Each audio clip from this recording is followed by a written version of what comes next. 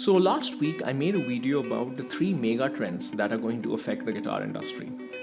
Today I'm going to talk about, based on these mega trends, what are the modern guitars, the contemporary guitars today that are very likely going to be future classics and rise significantly in value.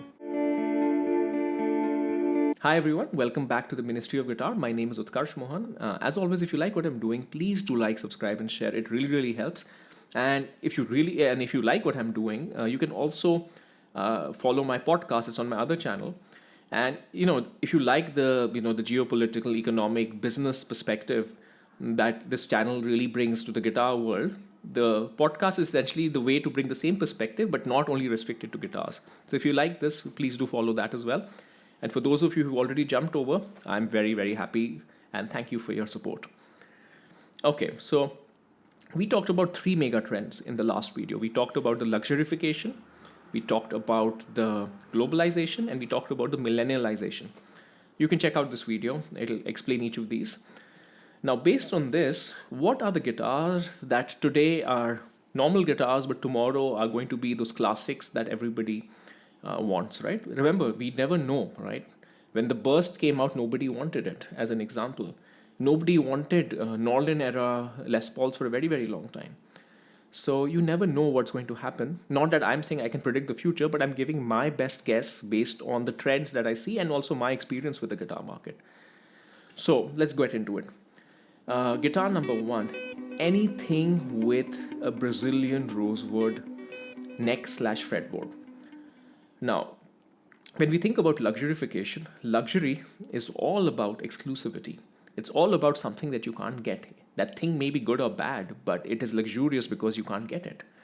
And when it comes to scarcity, in terms of woods, in terms of toned woods, as we think about it in the guitar world, there is nothing more scarce, more luxurious, with more of a myth than Brazilian rosewood. Brazilian rosewood is something that hasn't been able to be harvested since the late 60s. So a lot of the stock that people have is old stock and it's not infinite. Even today, they're already running out of Brazilian rosewood stock, and you can't actually transport Brazilian rosewood that easily because it is endangered in a similar manner to, say, or rather, it is classified in a similar manner to, say, elephant ivory. That's how rare and restricted Brazilian rosewood is. So any guitar with a Brazilian rosewood neck or fretboard, and necks, I'm going to get into a few of them in a second, will be in the future where things are even more restricted. Climate change has already taken more of an impact on the forest. Brazilian rosewood and other woods are even more difficult to find. It's going to be a big thing. The other thing with Brazilian rosewood, beyond the restriction, is that it has a myth about it, because Brazilian rosewood was the preferred toned wood for guitar making for this very long time, right? And even it was used in musical instruments well before that. So it has both the scarcity in the real world as well as the myth in the world of our heads. Some guitars that I recommend. The PRS Modern Eagle 1. This one is already a little bit of a modern legend. These are already gone up in value. Sorry, I was interrupted by a little bit of a dog incident. The PRS Modern Eagle 1. Full Brazilian rosewood neck. This is already a bit of a legend. Also the PRS 513, less of a legend. That may be the Brazilian rosewood bargain, because those are like half the price of Modern Eagle 1s or even less. And they have the exact same big Brazilian rosewood neck. There are a lot of PRS wood libraries, etc., because PRS is one of those companies that really leaned into the Brazilian rosewood thing. There are a few Gibson Brazilian rosewood guitars, but the bad thing with that is that they are already very highly priced. The Brazilian rosewood is highly priced in. So if you like the guitar, get it by all means. But if you're looking at it as a store of long-term value, I think the upside is a little bit lower on the Gibson Brazilian rosewood guitars than the PRS ones. So that's the first category of guitar. Category of guitar number two, anything with a significantly figured, especially quilt or even flame top.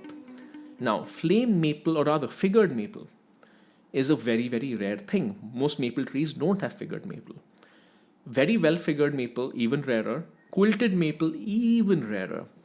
So one thing that I have noticed, and a lot of people who are in the PRS world have noticed, is that the kind of figure that was once classified as a normal PRS top and was classified as a 10 top, that level of figure has gone down significantly from say 10 years ago. So what 10 years ago would be a normal PRS top is almost like a 10 top today. 10 top is essentially the top 10%, lack of a better word. Right? So what in general is happening is that figured maple, beautiful figured maple, is getting rarer and rarer. So in the future, it's already a premium feature. They already charge you extra for it, but in the future, it'll be an even more premium feature, going back to luxurification. Right? And this is where today you have a lot of older guitars that are considered second-hand guitars today. You can see them. You could go to Reverb right now, search for PRS. You will see a lot of, and search for something between say 2000 to 2015. You'll see a lot of them. You'll see a lot of them where the figured maple is not even priced into the guitar's price. Again, I would say I keep going between PRS and Gibson. Gibson, this is already priced in. If you buy an R9, if an R9 has an amazing top, you pay a huge premium. But somehow this has not really hit the PRS market. So that's another thing I've observed. So if you really like guitar and if you're wondering whether you should get it, or rather if you're trying to figure out what should you get, if you're trying to get a nice guitar, a nice used PRS, for example, just to take an example, I would say go for the better top. It's not just good for you, it's probably going to be a little bit better for your wallet. And if you can get a great quilt top, even better. I saw this happen live because when I ordered my first PRS private stock, which was in 2018 or 19, at that time, a quilt top was a no-cost option and it was available. 3 years later, when I tried to order it, quilt top became a priced option, and it was like a $600, $700 upcharge, and the availability was severely restricted. Right? This is one example, but there are several others, and you'll probably notice this as well when you go to the guitar configurators, etc. That quilt, especially, but highly figured flame maple, is a very, very premium thing. So that's the number 2. Number 3. Any guitar with a significant Metallica, Iron Maiden, or Guns N' Roses connection. Now, why am I saying these 3 things? I talked about the millennialization and the globalization in the previous trend. And one of the things that I do need to call out, and I think I should call out because it is a significant part of the world. The world's population is 7.9 billion. 1.5 billion of that 7.9 billion which is close to 20%, is people from India. And if you look at the young population, it's even larger percentage because India is a very, very young population. What a lot of people in the West don't know is that India, of course, a little bit the more elite part of India, or rather the more economically elite, no other intention with that word, the economically forward part of India is massively, massively into rock and roll and guitar music.